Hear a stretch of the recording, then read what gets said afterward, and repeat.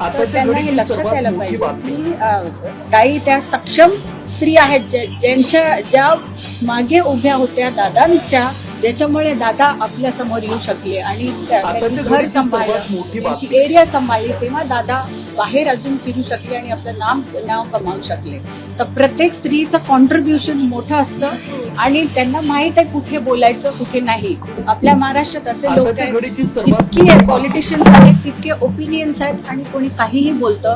त्यापेक्षा शांत राहून आपलं काम करणं कधीही चांगलं आणि मी त्यांचा सन्मान करतो. कारण आता थेट काँग्रेसकडनं असं वक्तव्य म्हटलं जातं. हे फारच दुर्दैवी आहे काँग्रेसने असं म्हणणं आणि ह्या प्रकारे स्त्रीला हिणवलं जाणं हे बिलकुलच खराब आहे आणि आपल्या पुरोगामी महाराष्ट्रात हे सहन करू नाही शकत. आम्ही माफी मागायला पाहिजे. ताई, काँग्रेस मुद्दामून प्रसिद्धीसाठी अशा प्रकारची जाणीवपूर्वक स्टंटबाजी करते का? आपल्याकडे आहेतच ऑपोजिशन मध्ये खूप स्टंट